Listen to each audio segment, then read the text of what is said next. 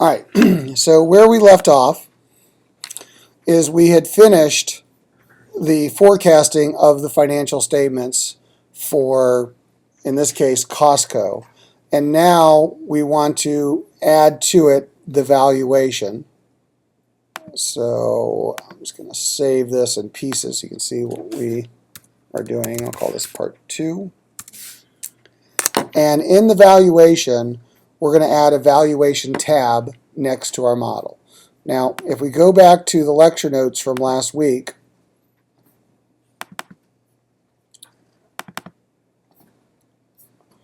then one of the things we covered last week, as I said, that this is a McKinsey example, if I can find it, of how they did a DCF valuation of Home Depot. And I said, this is going to be an important slide because I said, when we build our model, we're going to add a tab that looks almost like this. So that's what we're about to do. So using the McKinsey process for doing a DCF valuation of Home Depot, we're going to do the same thing for Costco. So basically, following our model, I'm going to add a new worksheet at the end of our model, and I'm going to call this DCF valuation. Make it a little bit bigger so it's easier to see. Now, in order to get this to print out on one sheet of paper for our group projects, rather than having everything go across the columns, we're going to have the years go down the rows. So the first year in our model, again, relative references of forward years, equals, and I'll get this off the ratios tab, is 2014. Right, that's the first year. And equals previous year plus 1. We're going to forecast out 10 years through 2023 of what's called the defined period or the explicit forecast period before we go into continuing value. So following out the valuation method, we do the operating value of the firm plus the non-operating value of the firm equals the enterprise value. And that's the cash available to the debt and equity holders. So when we forecast out the operating value is based on free cash flow. So what we really care about is the free cash flow of Costco for the next 10 years. And the nice thing is in our CFI tab, we have forecasted free cash flow for the next 10 years. So really what I want to do is starting in 2014, I want to have this free cash flow number be right there. So equals 2014 free cash flow from the CFI. And we do valuation, free cash flow is always after goodwill. Then, and again, I'm going to format this so it's a little bit easier to see. 2015 equals, from the CFI tab, 2015 free cash flow. From the CFI tab, forecasted 2016 free cash flow. Again, always after goodwill, so we're talking about row 12. 2017 free cash flow.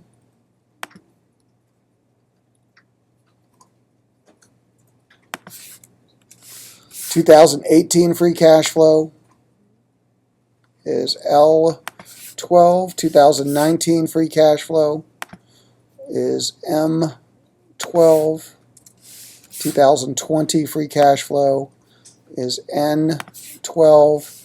2021 free cash flow is O12.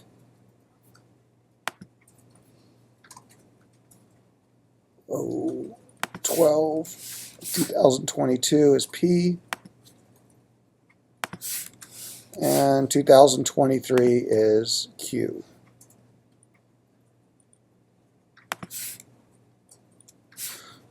So, H, I, J, K, L, M, N, O, P, Q.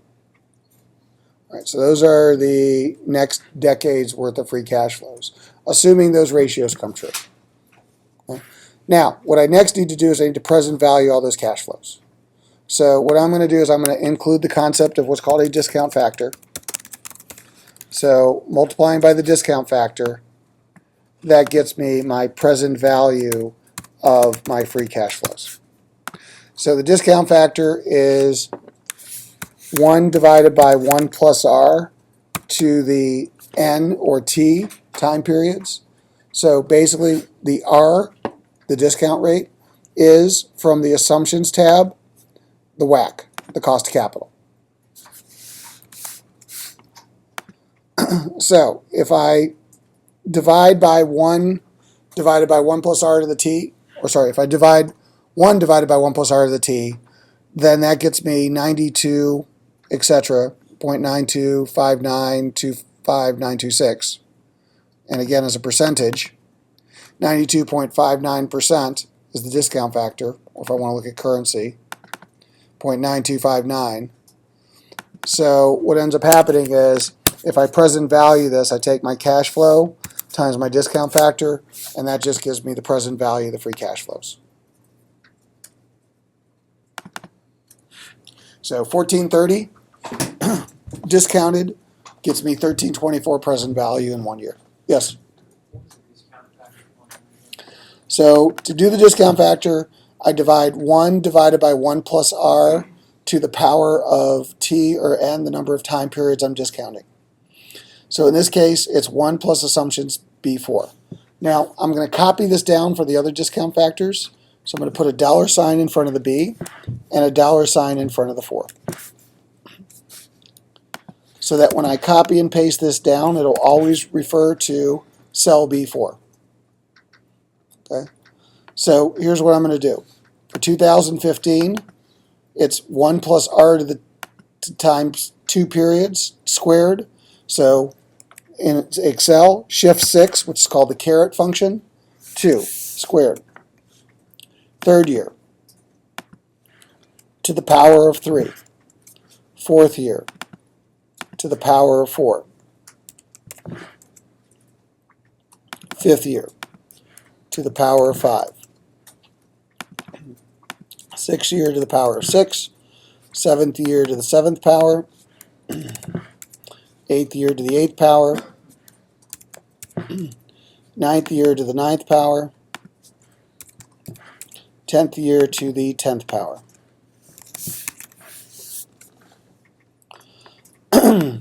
So that the present value is just free cash flow times discount factor.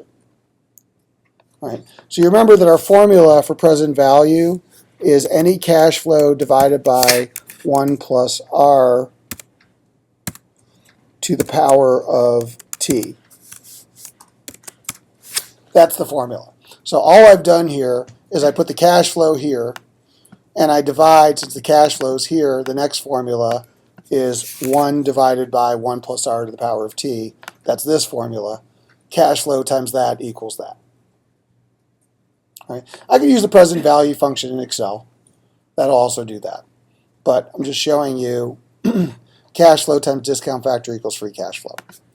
So here's the idea. Assuming these free cash flows come true in present value, this is the present value of operating cash flow for first 10 years, if I sum these up. So in the first decade, Costco's generating $12.2 billion worth of value, assuming that those forecasts come true. Now again, later we'll change the assumptions. This will adjust the first decade's worth of value, but we're basically forecasting the year-by-year value. Questions about that? Okay.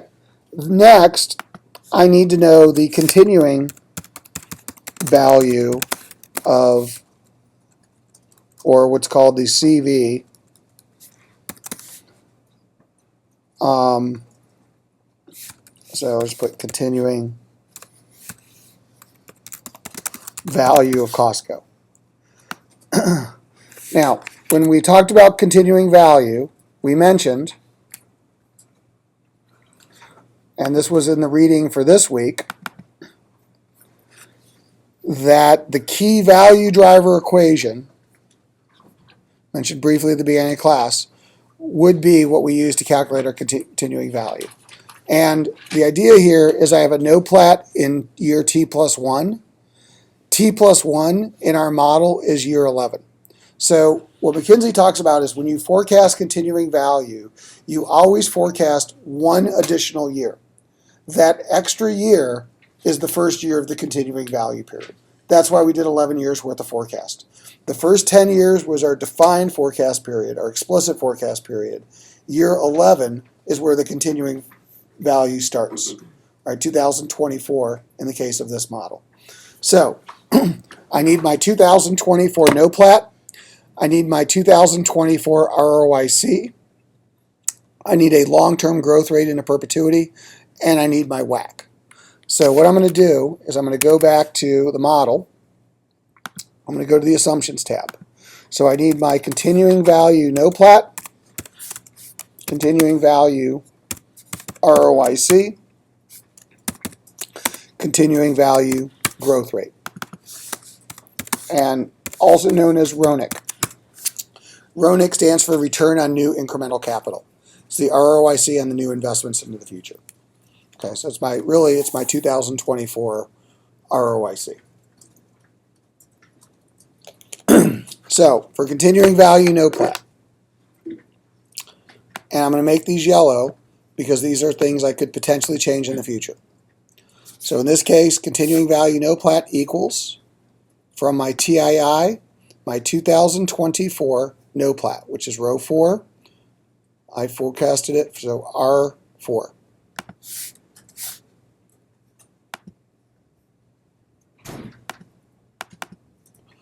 My continuing value ROIC equals, from my beginning of year, this is key, beginning of year economic profit, I need my ROIC after goodwill, because even though there's a before goodwill ROIC calculation, ROIC is always after goodwill. We do valuation. So in this case, row 15, Q15, off the BOY tab. Make sure you don't do the EOY tab. You won't get the right answer. And continuing value G, 3%. So the idea is that the continuing value G is what is the long-term growth rate 20, 30, 40 years from now. And what we're going to assume is that the long-term growth in cash flow should be approximately equal to the long-term growth rate of the economy. Costco is a US-based firm. The US economy grew about 2 to 3%, actually grew 3% per year for the last 100 years. Most people think it's going to grow around 2 or 3% for the next 100 years. So therefore, we're using 3%.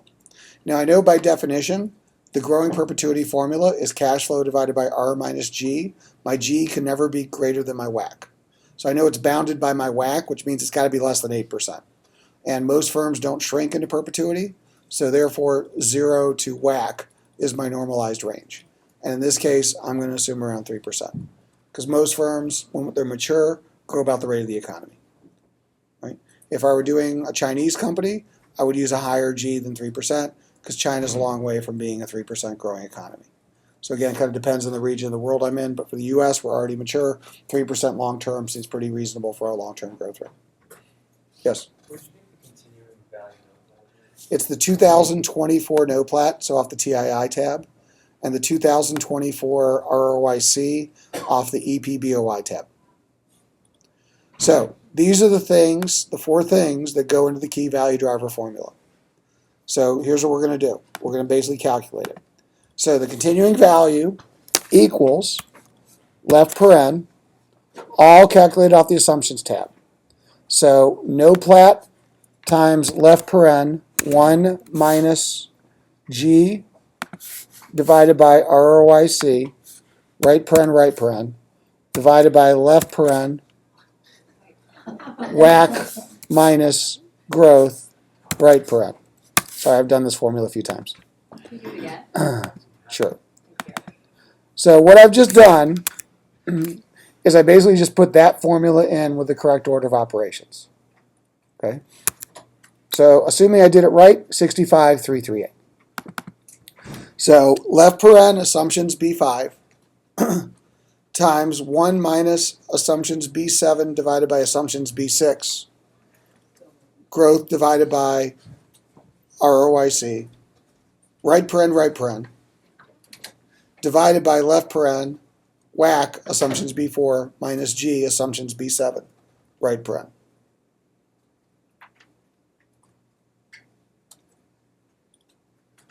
That's the second hardest thing you'll have to do to the model tonight. What's the value you got? 65,338.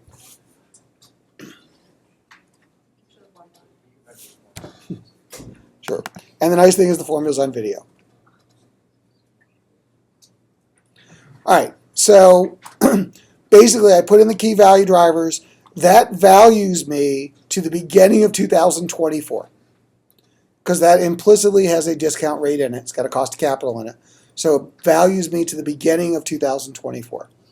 Now, what I know about present value is that January 1st, 2024 is pretty much the same as December 31st, 2023. So what I then have to do is I have to take this back to the present. So I use the same discount factor as 2023.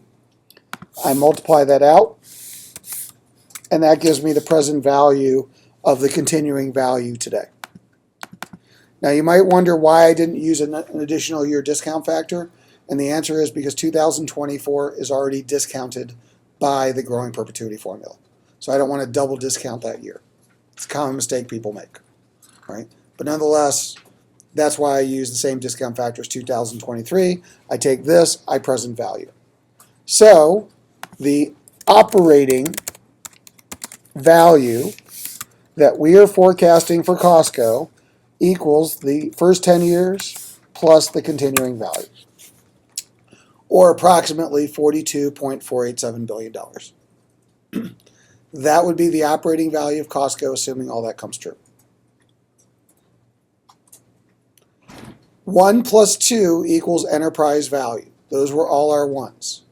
Now we're going to add in all our 2s, all our non-operating asset values. Well, here's the nice thing.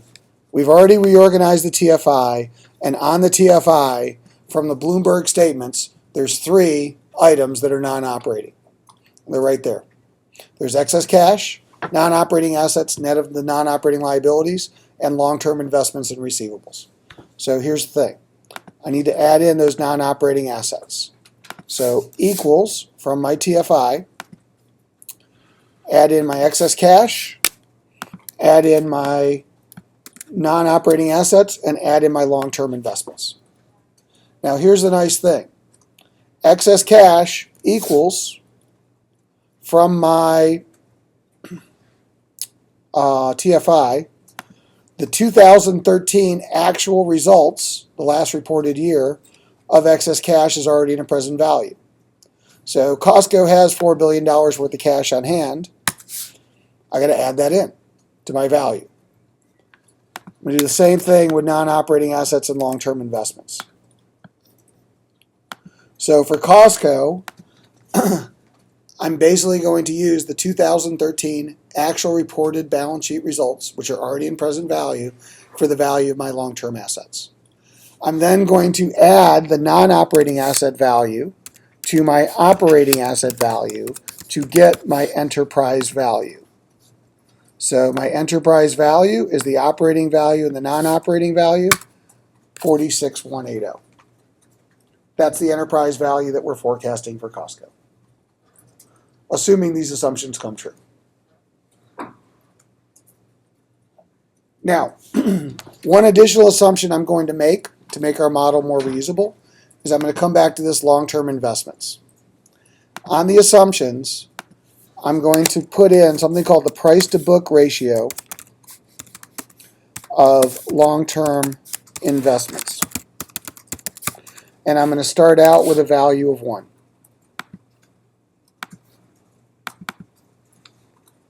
And what I'm going to do is I'm going to come to my DCF valuation, and I'm going to take my long-term investments, and I'm going to multiply it by my assumptions price-to-book ratio of 1. Cell B9. And you might ask, why did I just do this? All right? And the reason is, let's say that we made a $100 million investment into a company a few years ago. Well, if I multiply this by the price to book ratio on the assumptions,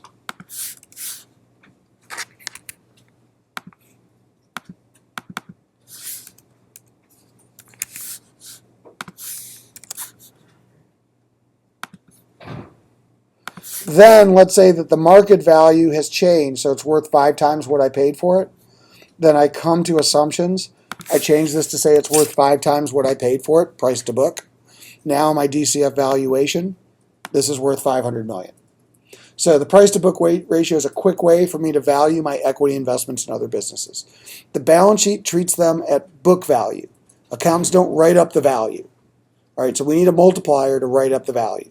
That's what that multiplier allows me to do. Right now, if I use a price to book of 1, it basically keeps it, so I'm going to undo this. If I use a price to book of 1, it keeps it at book value. That's why I'm using price to book of 1. But I can always change it if it changes later. So for example, Microsoft bought 1/15 of Facebook a few years ago. They've held on to that investment. Facebook is worth far more now than it was when they invested in Facebook before Facebook went public. On Microsoft books, they don't show the current market value of the Facebook stock they own. They only show the book value. But if I'm valuing Microsoft, I get the market value of Facebook stock, so I'd obviously want to price that at a higher rate. Okay, so that's what the price to book multiple allows me to do. Questions? Can you go with 42 for you said? I'm just adding these two numbers. The first 10 years, and then year 11 into continuing value. Yes? These are just the 2013 values off of TFI.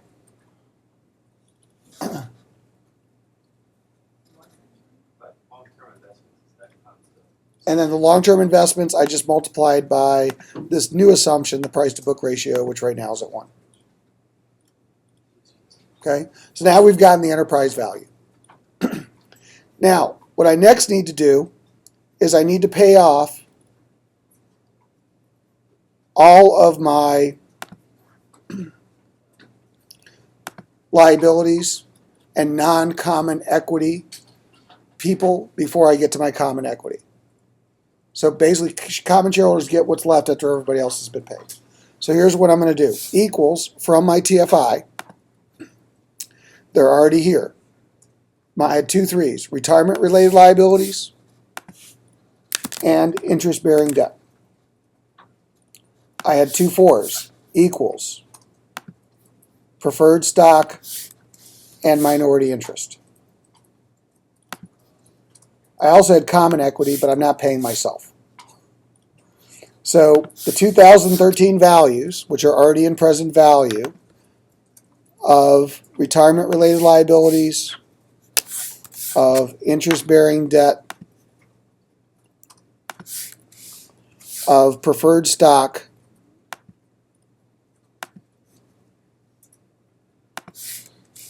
and of minority interest, that's what I would have to pay before I got to my common equity value.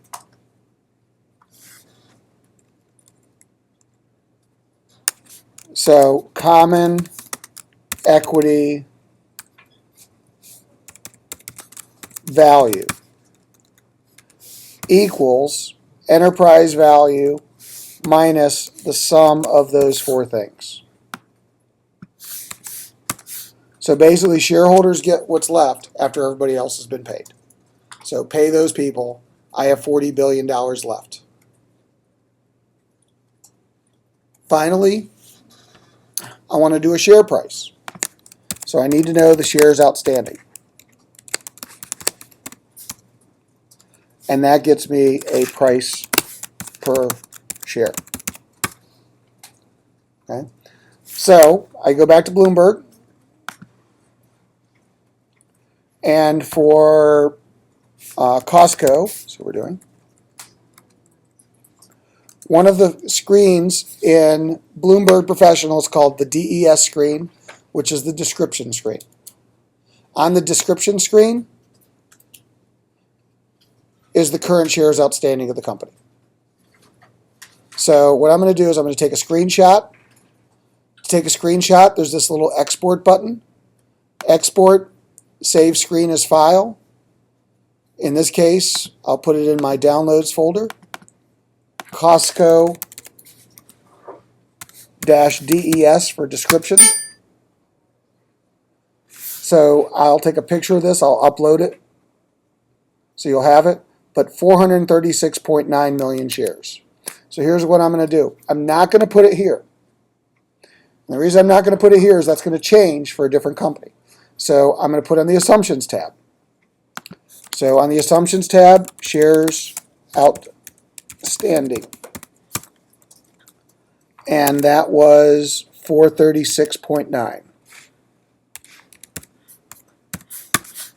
And I'm going to make that yellow. And then on my DCF valuation equals what's on my Assumptions tab. Because again, I don't want it to remember to go to multiple places in the model to change the shares outstanding as the shares outstanding change, or as I replace it with a new company. Price per share equals common equity value divided by shares, $93.32. So if all of those ratios come true, Costco should be trading at 93.32. And right now, Costco is trading at 123. So I'm $30 off, but it's not crazy different from their current stock price. And this is what we're going to do in that hour and a half of class before the midterm next Monday. We're not done tonight, but what we're eventually going to do, so don't do this now, is we're going to try and get very close to that current share price. It's called an as-is valuation. So here's the nice thing about our model, that under the ratios tab, I'm going to put here my forecasted price per share, or my forecasted share price, and I'm going to set that equal to the value on my DCF tab, so that as I change my value, I can see the impact on the stock price. So for example, instead of growing at 6% a year, Costco grows at 8% a year. Now I'm at $106 a share. Versus growing at 3% a year. Oh, wrong one. Versus growing at 3% a year. Now I'm at $76 a share. So Costco's growth rate is going to have a big impact on its stock price. I'm going to undo that, equal the previous year. But watch the cost of revenue. Right now, their gross profit margin is 13.5%. Let's say that their gross profit margin went to 14%. 14%. Can't do math here. 14%. There we go. That's $116 a share. So Costco is going to be very sensitive to changes in gross margin, as an example. And I can quickly see what those impacts are in my model. That's why when earnings estimates come out and a company has a slight difference in their margin, why their stock price changes dramatically, because what the analysts are doing is they're not just changing 1 year, they're changing all their forward years as well. And that will have an impact on the cash flows and the valuation of the company. Right? Again, we're not going to do this tonight. We're just setting up the model for our ability to do this next week, but we're setting up the ability to do a what if on the valuation of the company. So I'm going to undo these changes, and we are at 93.32. So that's the stock price that you should be having in your model. Questions? Can you go back to your DCF valuation? Sure.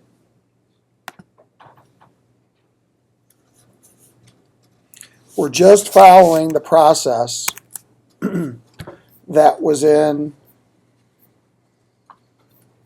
lecture note 2 that McKinsey had done for Home Depot. It's following that process.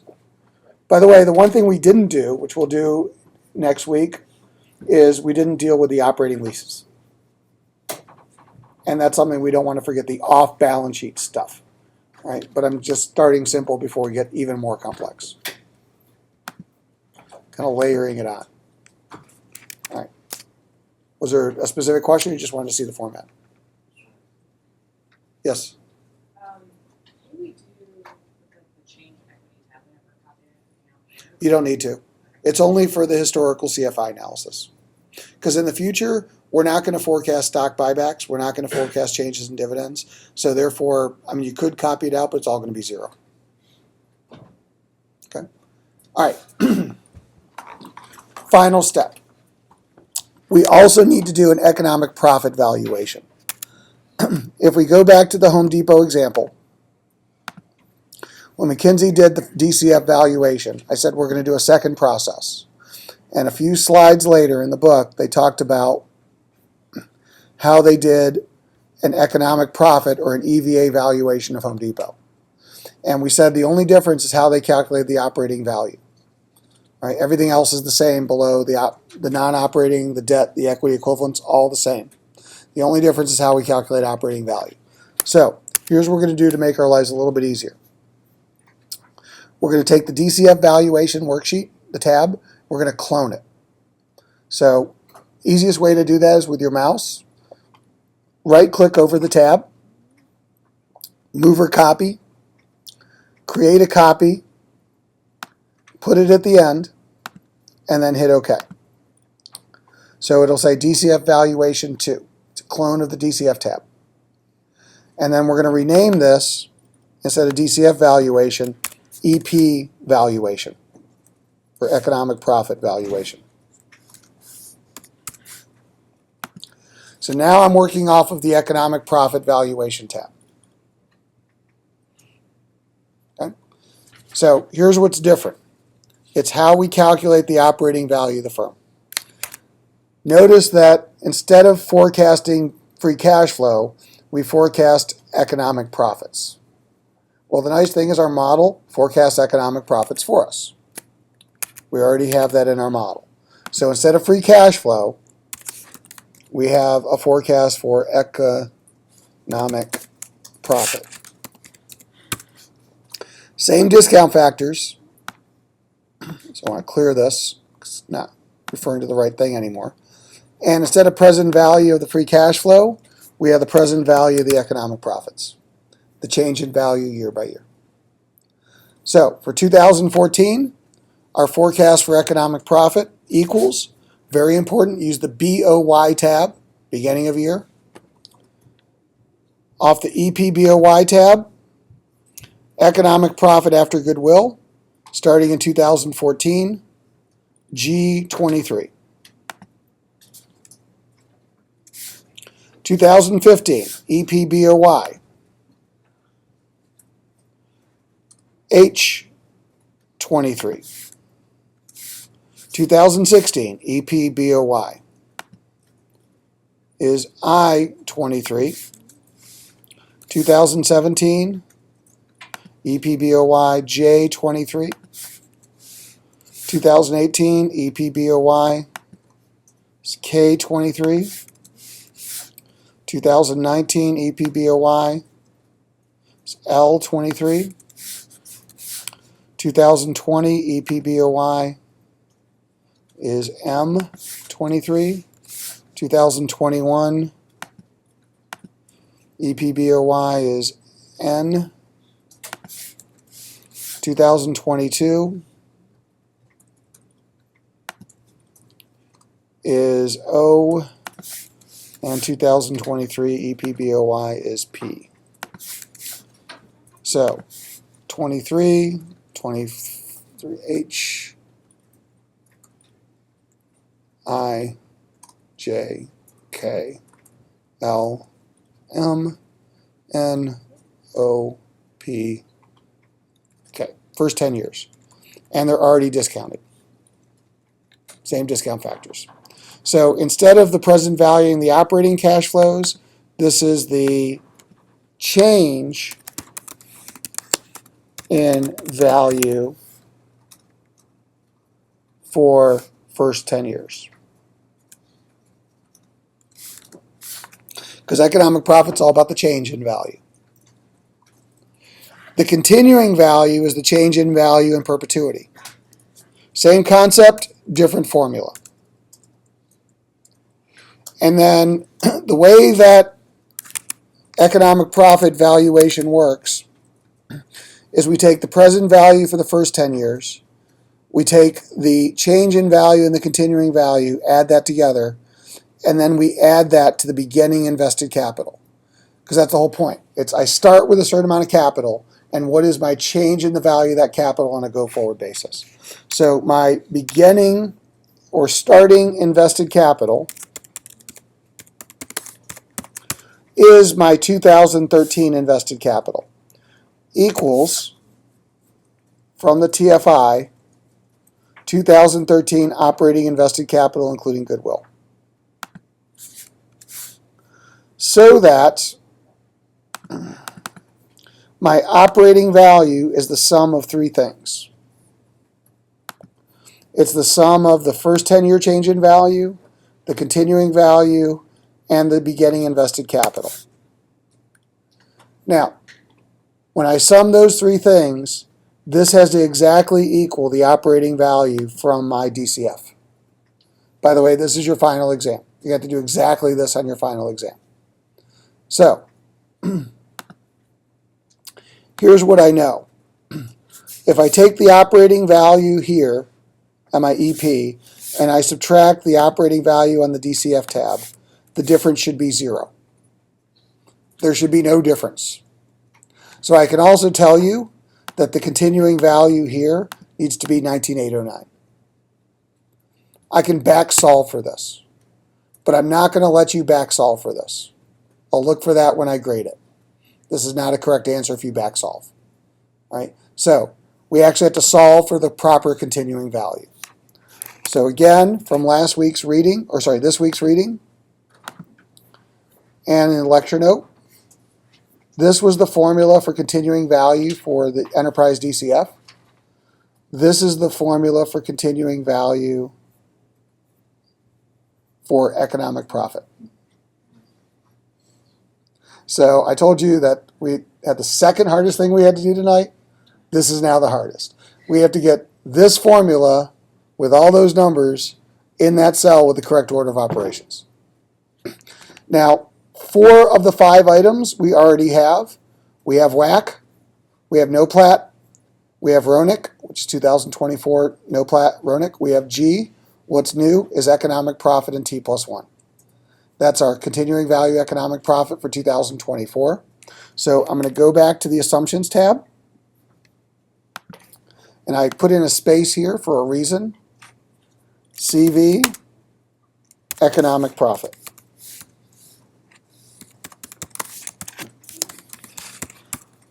Which is my 2024 EPBOY. Make sure he's the BOY. 2024 economic profit after goodwill. So row 23Q. Make that yellow because I could potentially change that in the future. Format to no decimal places. So here's the thing. Again, BOY is very important. So I now have the 5 items that I need for the continuing value. So what I'm going to do now, I'm going to go back here. I'm going to try and put in this formula. So first, economic profit divided by WAC equals left paren from the assumptions tab, CV economic profit divided by the WAC. Right paren plus left paren. NOPLAT, so CV NOPLAT, times left paren, growth divided by RONIC, so G, CVG, divided by CV RONIC, right paren, times left paren, ROIC RONIC, minus WAC, right paren, divided by left paren, WAC times left paren, WAC minus growth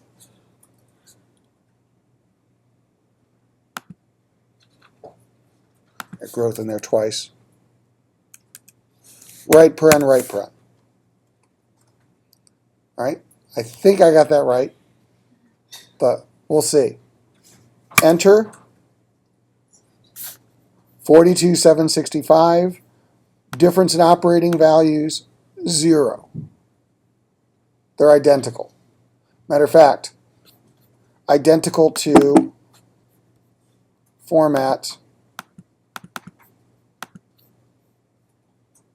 I'll use this as a dollar sign. No matter how many decimal places I put in here. So format cells. I'll put this as a general, or put it in accounting format. I'll put it to 15 decimal places. No difference. So that's what I'm saying. If you are off by $1, you made a mistake. It's not a question of rounding. If you use beginning of year economic profit, beginning of year invested capital, beginning of year ROIC, your DCF and economic profit valuations match exactly. That's what we're proving here mathematically, because it's just rearrange results. Right? But we've now created a matching economic profit independent valuation. I already know what the question is. That's the formula. Other questions? Are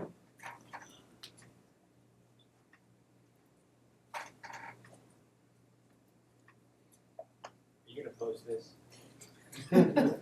Post what? You can still embellish it, the spreadsheet. The video is going to be posted. Your homework assignment is to match this. I will post this after the homework assignment is due. So I will not post this before the homework assignment is due. So this is essentially your next graded homework assignment. Is this homework 3? It is now going to be homework 3. Okay. I'm changing homework 3's due date to next Monday. So that homework 3 will probably be some extra credit. So the way that it will work this semester is that there's 15 points of homework, and then, because a couple of you asked if I screwed up my homework, does that kill my grade for the semester? Not necessarily, because I'll then give another homework assignment after the midterm, and that will be considered extra credit. Okay?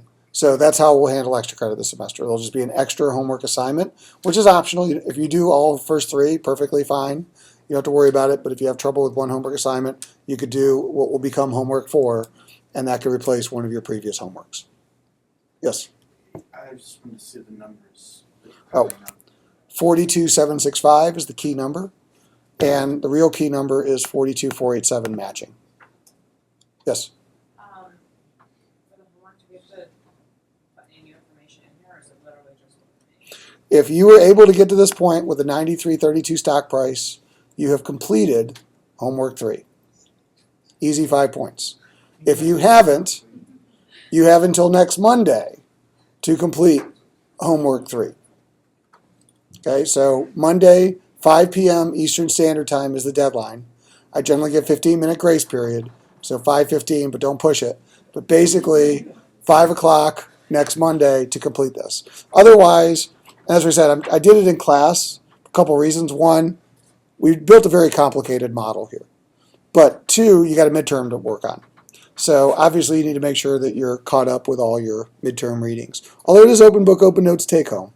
So it kind of takes a little bit of the stress out of studying for the midterm. Scroll up some, Yes. please. Other questions?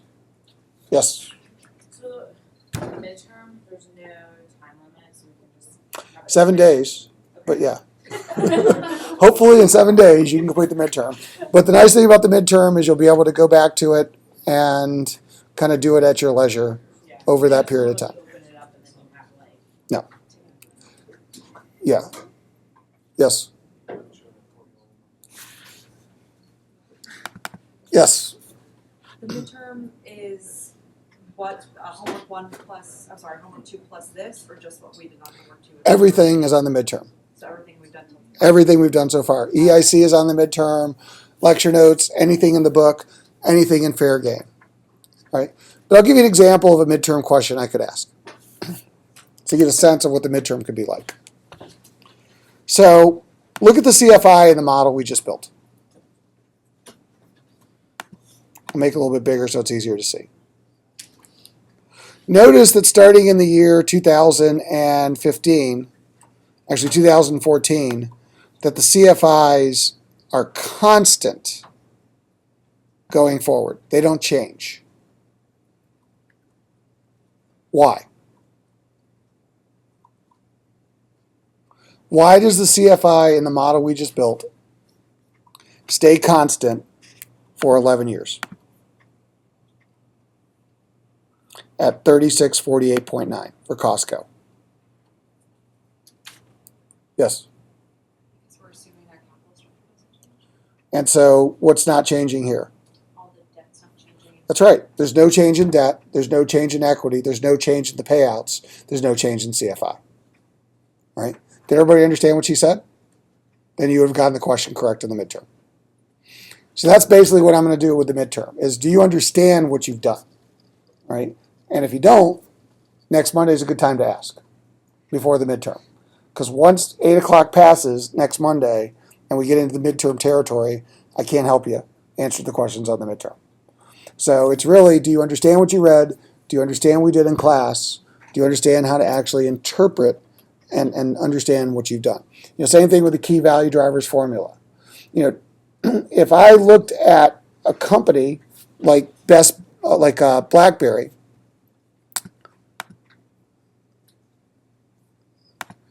this is a valuation for BlackBerry. This is the same DCF valuation which matched the current share price of BlackBerry today. It's called an as-is valuation. Right? BlackBerry is expected, it's really tragic actually, they're expected to lose $1.6 billion of negative operating profit next year and $805 million of negative operating profit the year after. That's the current consensus for BlackBerry. Negative 20% operating margin next year. Really horrible ROIC. Negative ROIC. Right? Here's the thing. BlackBerry's growth rate on the ratios. Here's the $6.54 stock price. I change BlackBerry's growth rate from 0 to 5%. What happens to their stock price?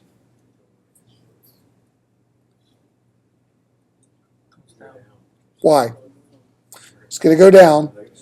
Why is it going to go down? Because they're growing a negative spread. So let me hit enter. They start growing at 5%, they're worth $4 a share because they're just burning through cash. Right? The more they grow, the more value they destroy. So I'm just telling you, this is going to play out in the model we built. So I'm saying, do you understand that that's going to happen if I asked you that question? That's the type of stuff you're going to get on the midterm, just to let you know in advance. So, how do you really study for it? Make sure you've read the concepts and you actually understand them. And if you don't, ask questions about it. Next week is going to be a good question time. All right, so here's what we're going to do with the model. I know today was a little tedious. We had to build a model. But here's the thing. If I gave you this model already built, you'd be clueless on how to use it. The only way that you're actually going to, because we built a very complex model, and the only way you're really going to understand how it works is to put it together. That's why it's important to individually, all of you put this together. Next week is where it gets more interesting and more fun. So what we're going to do with Costco is we're going to do 2 valuations. And this is what you're going to have to do for your group projects. We're going to do what's called an as-is valuation, which means we're going to value Costco at $123 a share. So if we know the cash flows, we can figure out what assumptions had to be made to get the $123 stock price. We're going to put those into our model and figure out what the institutions are thinking about Costco on a cash flow basis to justify the current stock price. Then we're going to decide whether or not we agree or disagree with those assumptions. We'll put in the assumptions that we think Costco will achieve. That will get us a target share price. The difference between the current and the target, buy, sell, hold. Okay? That's exactly how the analysts do it with the cash flows. So essentially, we'll do 2 valuations.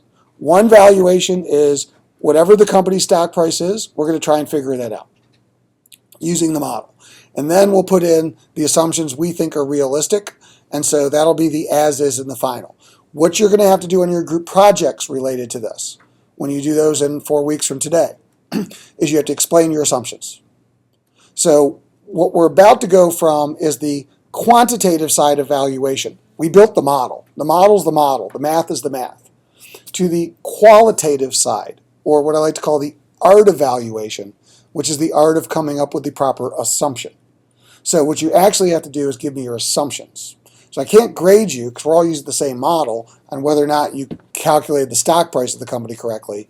What I'm going to grade you on is, did you come up with proper assumptions that you put into the model? What were the assumptions? Where did they come from? In a similar way to the EIC.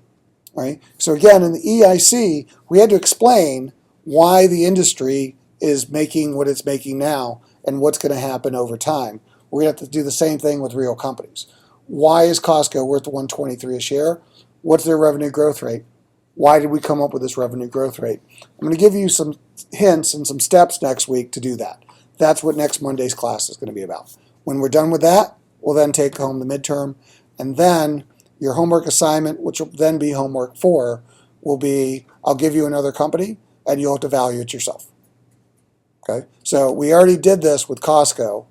Next week, you'll then have another company, and you'll take kind of the training wheels off. You'll actually do your own valuation for homework 4. That'll be the first extra credit. So that'll be an extra credit assignment, okay, as homework 4. But this one is graded, it's homework 3. Questions about any of this?